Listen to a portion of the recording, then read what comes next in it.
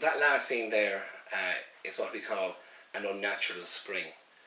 It's where a house has been demolished and the water mains feed of that house hasn't been capped properly, and the water is just bubbling up from under the ground.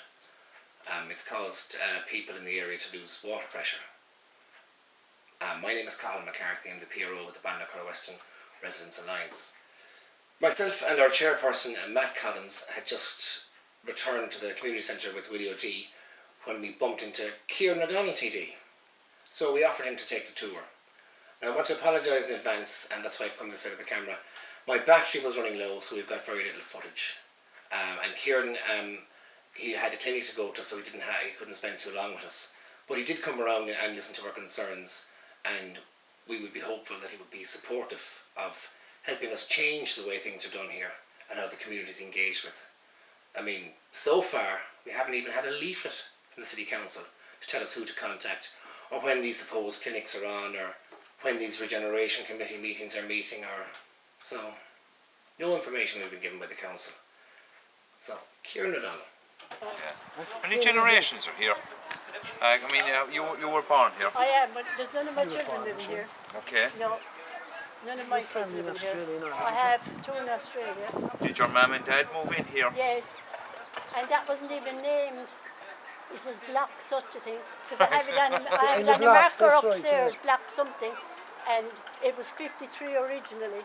Then they changed it to 65. That's right. That was being built when I came up here, Beach Grove. Beach Grove Avenue. And there was a thing across the road, like a barrier. There wasn't even roads here. That was about, what, that's about 40 years ago?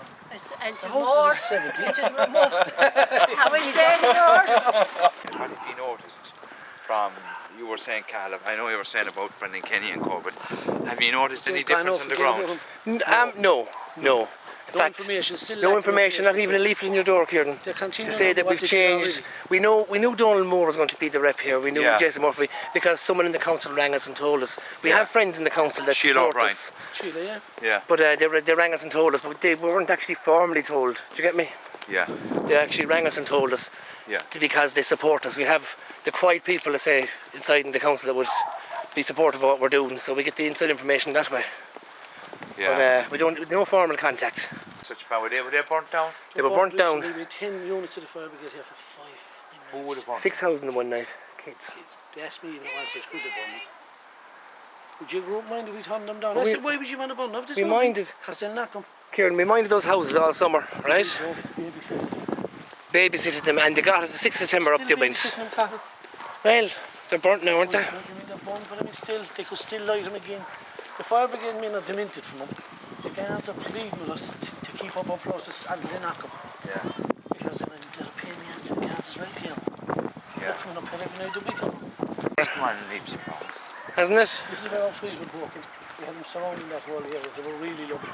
What was planned for here? Nothing.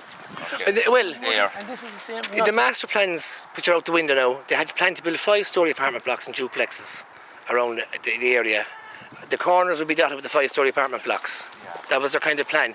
Again, they weren't really plans. You couldn't submit them into any. You couldn't lodge them. They were only vague ideas, a vision document, if you like. Yeah. And they were subject. They cost $2 million to produce those, by the way.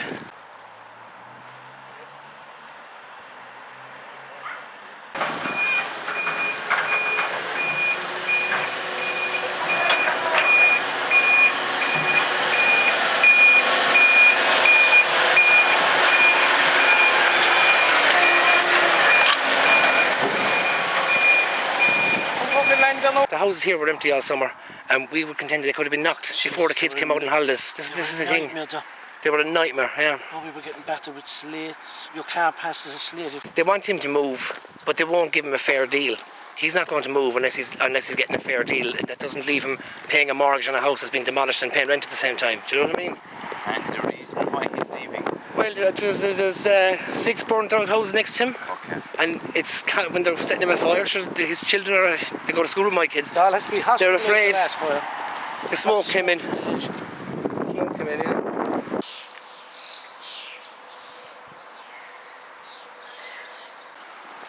How many of the old families are still left here? You could count them with 2 hands, I'd say. Yeah.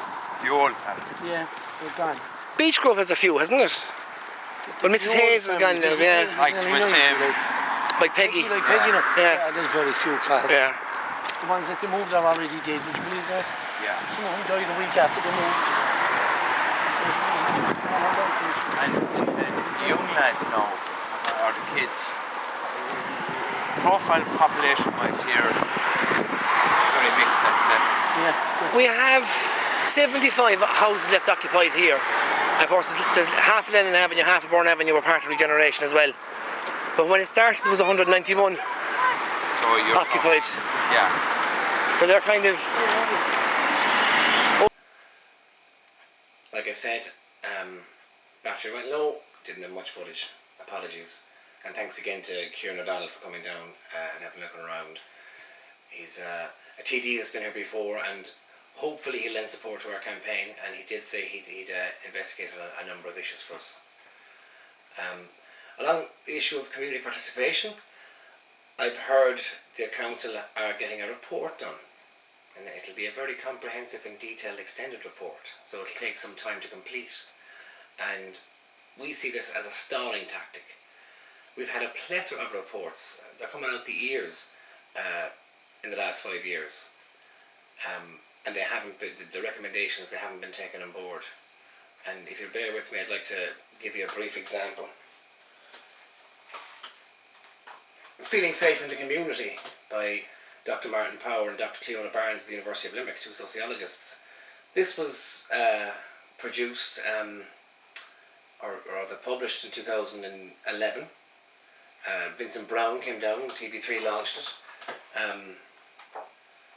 Just to give you an example, some of the issues highlighted and recommendations made. A major concern for residents taking part in this research was that the water supply is not automatically turned off at the time of a house being vacated. In many instances, this has led to flooding, the subsequent loss of water pressure to surrounding houses, etc., when these houses are subsequently vandalised. It is our view that this situation is unacceptable. There are no circumstances in which this practice should be allowed to continue. We recommend that the water supply is turned off at the mains prior to any house being boarded up by the local authority.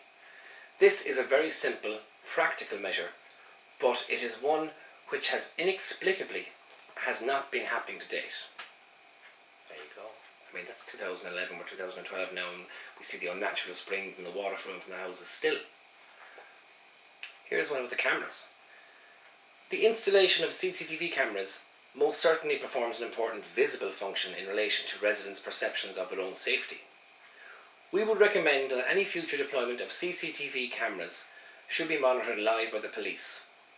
We believe that this would prove to be much more effective than the current situation where the Gardaí have to request tapes after an event has happened. Bolton, the stables after the horses have gone, you know. And I think this one here. The highly visible degradation and neglect of areas is deeply problematic for residents in both communities. This was about Ballinacurra Weston and South Hill. The issue of boarding up houses has implications beyond the symbolic feeling of neglect and marginalisation.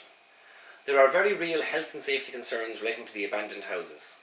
These health issues are all related to the slowness in dealing properly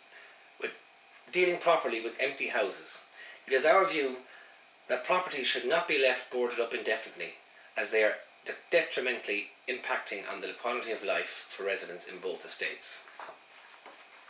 2011, and gathering dust now on the shelf, you know.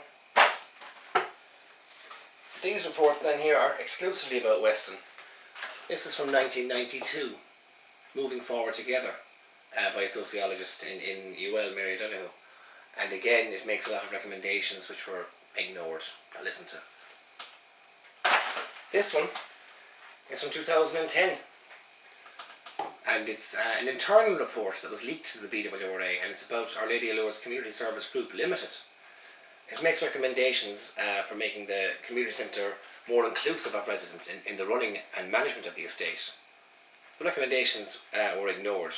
Now, this was leaked to us because we wrote to the CSG back in 2011 requesting inclusion. We wanted to affiliate and be represented on the board of directors, and they replied to us, "Thanks for your invitation. It's great, you know. It's great the board members are heartened to know that people are willing to offer their services in this manner. And it goes on to say, the board considered at length the various, it tells us about the report coming out, and it says, the board considered at length the various mechanisms by which this might be achieved, and agreed this recommendation would be implemented by inviting individual members of the community to become directors. This was felt to be the fairest way to ensure broad representation from all areas of the parish. Invitation only. This report that they commissioned and paid for condemns that practice of invitation only. But that's still the policy, invitation only. So we have no real say in how that centre is run. My favourite report, though, is written 44 years ago by the Reverend Liam Ryan, a sociologist from UCC. He wrote this about Ballinacurra Weston. It's called Social Dynamite, a study of early school leavers.